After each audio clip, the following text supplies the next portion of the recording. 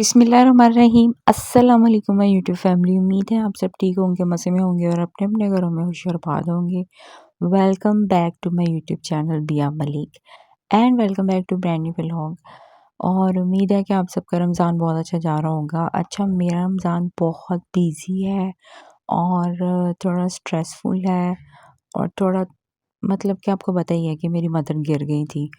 अच्छा, बहुत से लोगों को लगता है कि जब सर्जरी होती है तो हड्डी साथ ही जुड़ जाती है। ऐसा कुछ भी नहीं होता। वो सिर्फ वहाँ पे प्लांट डालते हैं, यानी कि जो उन्होंने वहाँ पे प्लांट डाल दिया पूरा, वो हड्डी को उन्होंने सहारा देने के लिए, लेकिन हड्डी नहीं जुड़ती। तो पहले अपनी दिमाग में ये बात बैठा ले कि अगर सर्जरी हो गई है तो इट डज़न्ट मीन कि हड्डी जुड़ गई है। और सेकंड चीज़, जब सर्जरी हो जाती है उसके बाद जो उन्होंने प्लांट वहाँ डाला है, यानी कि जो भी उन्होंने वहाँ के कील जो होते हैं ना, वहाँ डाले हैं, ठीक है। और साथ में जो प्लेट्स डली है ना, वो उन्होंने आपके गोश्त के अंदर जो है उन्होंने डाल दिया अपनी हड्डी को सहारा देने के लिए, ठीक है। बट उसके बाहर वो भी निकल आएगी अगर आप ये सोचेंगे कि आप चल पड़े, ठीक है। तो जब तक डॉक्टर नहीं कहेंगे तब तक आप नहीं चल सकते। इस बात को अपने दिमाग में उठाएं। And it's a very serious condition, it's very serious matter. इस बात को बहुत सीरियसली लेना है आपने। इस बात को मजाक में नहीं ले सकते। एंड यस, ये हमारे लिए बहुत क्रिटिकल था, क्योंकि हमारी मेरी अम्मी का केस बहुत ज़्यादा क्रिटिकल इस वजह से था क्योंकि उनके साथ हार्ट का मसला भी था, उनको बीपी का मसला भी था, उनको शुगर भी थी। तो इसलिए हमारी सर्जरी, जो मेरी मदर की सर्जरी है, वो बहुत दफ़ा डिले हुई।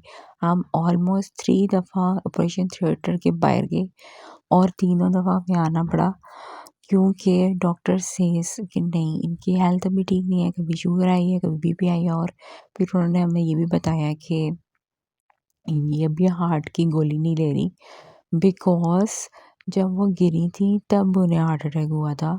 सो हम लोग उन्हें कोई हार्ट की गोली नहीं दे रहे थे, क्योंकि हमें नहीं पता था कुछ भी, और हमें हॉस्पिटल में जाके पता चला। तो आप लोगों से ये कहूँगी कि इस रमज़ान में आप जितनी ज़्यादा मेरी मदर के लिए दुआएं कर सकते हैं करें, कि वो ठीक हो जाए। और हर किसी के लिए ये आसान नहीं होता। बेड के ऊपर महदूद रहना आसान सफ़र नहीं है। आपको ये मैं बात समझा नहीं सकती, इस बात को समझें। और मैं एक और चीज़ कहूँगी, इस रमज़ान में खुदारा प्लीज़ इंसानियत को सबसे ऊपर रखें। बाकी सब चीज़ें बात की बात है। प्लीज़ इंसान होने का सबूत दें। कोई इंसान तकलीफ़ से गुज़र रहा है, उसे तंग मत करें। किसी भी सवाल से उसका दिल मत दुखाएं। आप नहीं जानते वो कितनी तकलीफ़ काट कर आया है। और हम लोग 22 दिन हॉस्पिटल में रहे हैं, and every single day we are not happy, we are not eating. हम कुछ खा नहीं रहे, पी नहीं रहे, हम रो रहे हैं कॉरिडोर में जाके। अपनी मदर के सामने हम इसलिए नहीं रोते थे क्योंकि हमें मना किया हुआ था डॉक्टर्स ने कि आपने उनके सामने रोना नहीं है।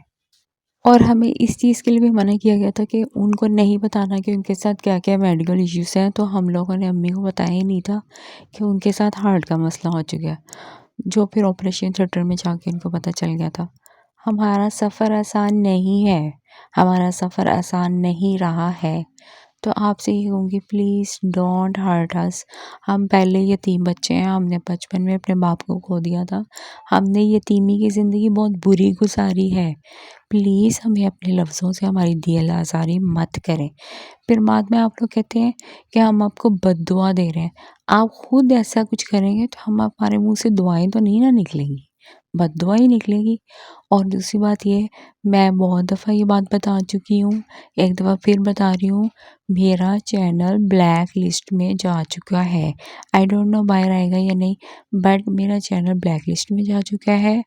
इस वजह से क्योंकि मैंने पूरा 1.5 महीना इस पे कोई वर्किंग नहीं की।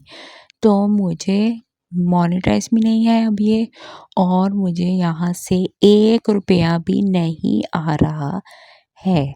और मेरी मदर का जो जितना भी इलाज हुआ है, वो हमारे अपने जुड़े पैसे थे, वो सारे लग चुके हैं। 2 से 3 लाख लग गया है। हमारे फाइनेंशियल हालात अब सही नहीं है।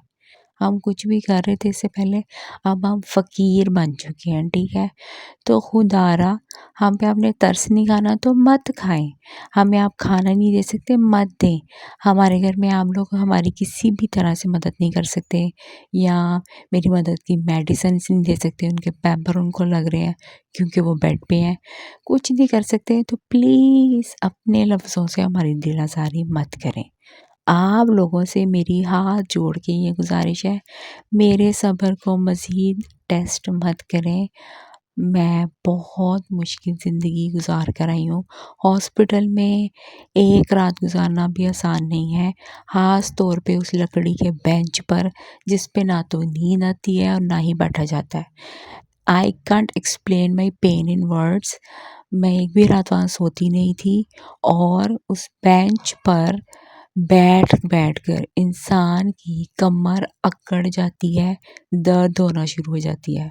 अब आप लोग कहेंगे, आप लड़की हो, वो ये लड़का है, तो जो लड़की काम करके आ रही है, वो आप भी नहीं कर सकते। और second the most important thing is that कि वो और ज़नाना वार्ड है, वहाँ पे लड़की नहीं रुकना है, मर्द को रुकने की इजाज़त नहीं है।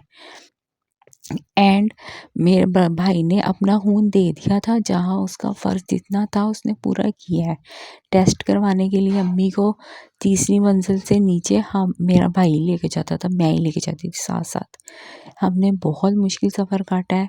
खुदा के लिए इस रमज़ान में मेरे लिए, मेरी फैमिली के लिए दुआएँ करें अगर आप कुछ कर सकते हैं तो। और हमारे सफ़र को आसान बनाएँ, इसे मुश्किल मत बनाएँ। हर रोज़, हर दिन हम लोगों को अपनी तकलीफ़ याद आती है।